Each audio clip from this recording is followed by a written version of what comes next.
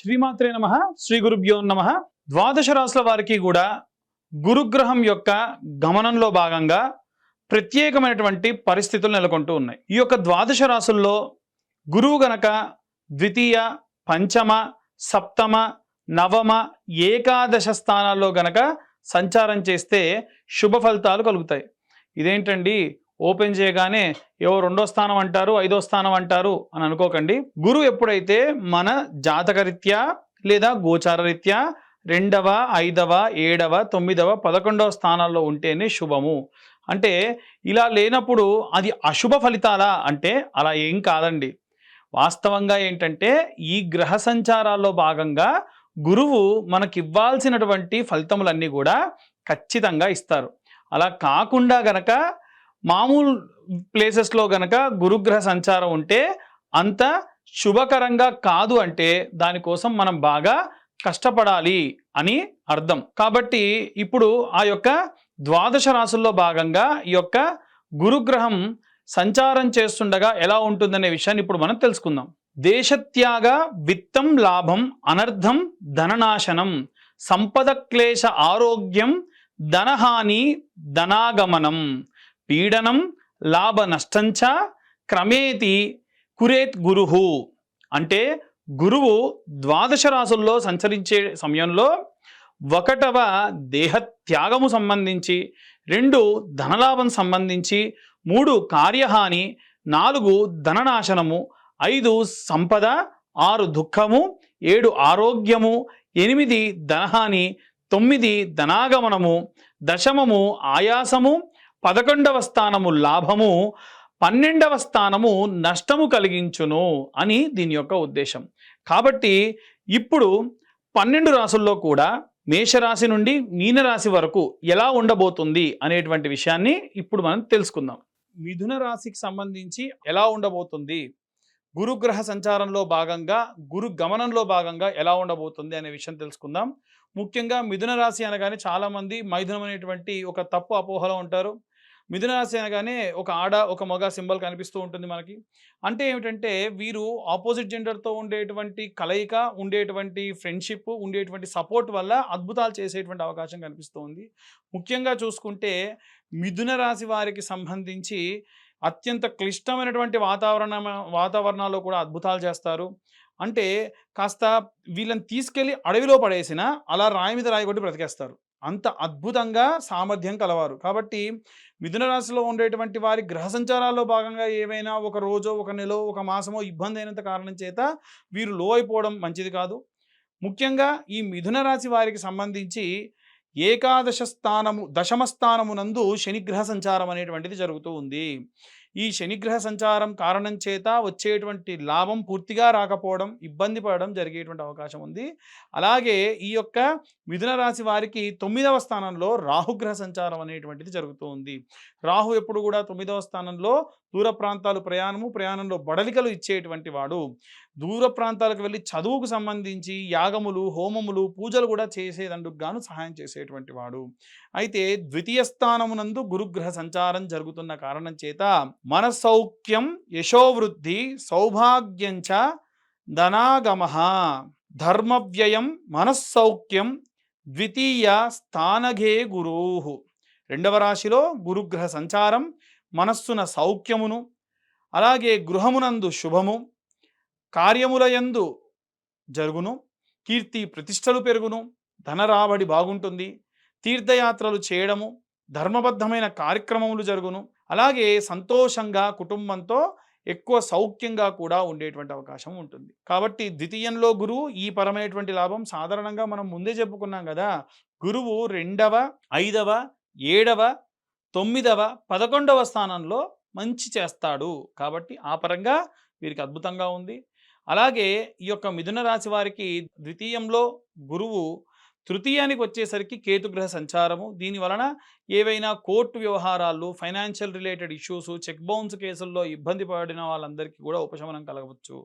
అలాగే ఏవైనా సరే విడాకులకు సంబంధించి ప్రయత్నించిన వారికి కూడా అద్భుతాలు జరగవచ్చు.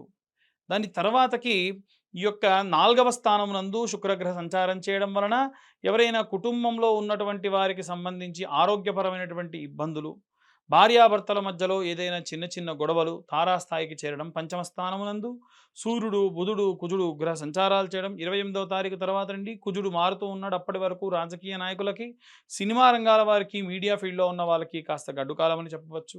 సప్తమ స్థానంలో ఈ యొక్క గ్రహ సంచారాల రీత్యా ముఖ్యంగా పంచమ స్థానంలో ఉన్నటువంటి కుజుడు షష్టమ స్థానంలోకి చేరడము, అలా ఉన్నటువంటి గ్రహ సంచారాల్లో భాగంగా రైతులు, చేతి వృత్తులు, కుల వృత్తులు చేసేటువంటి వారందరికీ కూడా చాలా విశేషమైనటువంటి సత్ఫలితాలు పొందవచ్చు. అది కూడా 28వ తారీఖు తర్వాతకే.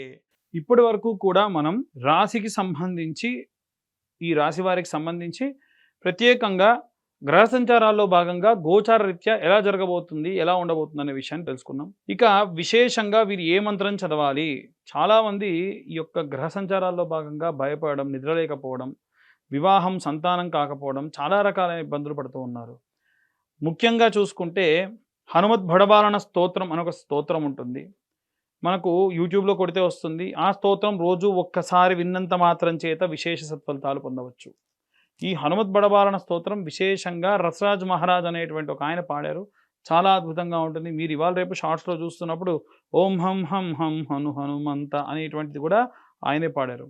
ఈ ఆంజనేయ స్వామి యొక్క బడబాలన స్తోత్రం విశేష శక్తినిస్తుంది. అలాగే ఈ యొక్క అన్ని రాశుల వారికి సంబంధించి, ఈ రాశి వారే కాకుండా అందరూ కూడా అన్ని వర్గాల వారికి సంబంధించి కూడా చూసుకుంటే విశేషంగా సంతానం లేకపోవడం, వివాహం కాకపోవడం, భార్యాభర్తల మధ్యలో గొడవలు లాంటివి జరుగుతూ ఉన్నాయి. కాబట్టి ఎవరైనా సరే ఈ పరమైన ఇబ్బందులు ఉంటే గనక, అమ్మాయిలకు గనక వివాహం కాకపోతే వరపాశుపతము అనేటువంటి అభిషేకము, హోమము ఉంటుంది. అబ్బాయిలకైతే కన్యాపాశుపతము అనేటువంటి హోమము, అభిషేకం ఉంటుంది. చక్కెరతో అభిషేకం చేస్తారు. అలాగే సంతానం లేని వారి కోసం సంతాన పాశుపతము అనేటువంటి అభిషేకము, హోమము కూడా నిర్వహించడం జరుగుతుంది. ఆరోగ్యం బాలేని వారికి సర్వాంగ పాశుపతము అనేటువంటి హోమం జరుగుతుంది, అభిషేకం జరుగుతుంది. ఎవరికైతే ఈ పరమైనటువంటి ఇబ్బందులు ఉంటే ప్రతీ నెల ఆఖరి మంగళవారం నాడు విశేషంగా వీరందరి కోసము కూడా హోమము, అభిషేకాలు చేయడం జరుగుతుంది. ఆసక్తి కలవారు కాంటాక్ట్ చేయొచ్చు. అలాగే ఈ యొక్క అన్ని వర్గాల వారికి సంబంధించి ప్రత్యేకంగా ధనం రావాలండి, డబ్బులు రావట్లేదు, నాకు డబ్బులు కావాలంటూ ఉన్నారు. మీరు ఐశ్వర్యవంతులు కావాలి లేదా ధనవంతులు కావాలి, రెండిటికి వ్యత్యాసం ఉంది. ధనవంతుడు అంటే డబ్బు వస్తుంది, సుఖం ఉండదు, ఎప్పుడూ డబ్బు గురించి పరిగెత్తడం, ఆరోగ్యం ఖరాబ్ చేసుకోవడం. అదే ఐశ్వర్యవంతుడు అంటే సంపాదించిన సంపాదన ఇంటి దాకా రావడం, మన కోసం, మన కుటుంబం కోసం ఖర్చు పెట్టుకోవడం, వీలైనంత వరకు ఒకటికి దానం చేసే పరిస్థితుల్లో ఉండడం, తిన్న తిండి అరగడం, కంటి నిండా నిద్రపోవడం, ఇంట్లో లేదు అన్న పదం లేకుండా ఎప్పుడూ కూడా సంపాదించింది మెండుగా ఉండడం, దినదినాభివృద్ధి చెందుతూ మంచి సంపన్నుడిగా ఉండడం, ఇది ఐశ్వర్యవంతుడి లక్షణం. మనం ఐశ్వర్యవంతులం కావాలి, ధనవంతులు అవ్వాల్సిన అవసరం లేదు. ఐశ్వర్యవంతులు కావాలంటే పోనీ ఏం చేయాలండి అని అడిగే వాళ్ళు చాలామంది ఉంటారు. మనకు లక్ష్మీ అష్టోత్తర శతనామావళి అని ఉంటుందండి. ఈ లక్ష్మీ అష్టోత్తర శతనామావళి పొద్దున, మధ్యాహ్నం, సాయంత్రం 6 నెలల పాటు చదవాలి. ఎందుకండి స్తోత్రం ఉంటుందిగా అంటే స్తోత్రం చదవద్దన్న ఉద్దేశం కాదు. కానీ స్తోత్రంలో మనకి ఓం నమః అని ప్రతి ఒక్క మంత్రానికి సంబంధించి ఉండదు. అదే అష్టోత్తర శతనామావళిలో ఎలా ఉంటుందనంటే ఓం ప్రకృత్యై నమః, ఓం వికృత్యై నమః, ఓం మహామాయినే నమః, ఓం కైవల్యప్రదాయినే నమః, ఓం విష్ణునామ సంకీర్తన ప్రియాణినే నమః, ఇలా ఉంటుంది. ఇలా చూసుకుంటూ చదవండి. నాకు తెలిసి ఒక 10 రోజులు, 15 రోజులు పంతులు గారు చెప్పారు మొక్కుబడిగా చదివితే కాదండి. మనం దేవుణ్ణి అర్థం చేసుకునేటువంటి దాంట్లో ఉంటుంది. మనం ప్రకృత్యై నమః అని చదవగానే అమ్మవారు ప్రకృతి రూపంలో మనకు కనిపించాలి. వికృత్యై నమః, ఒక ప్రళయం వస్తే అమ్మవారే ఎలా సృష్టించింది. మహామాయినే నమః, అనుకోకుండా ఉన్నట్టుండి ఏదో పెద్ద ప్రమాదం జరిగేది ఉంటే అలా అమ్మవారు తప్పించింది ఎలా ఉంటుంది అని, అలా ప్రతి ఒక్క మంత్రానికి విశేషమైనటువంటి అర్థం ఉంటుంది.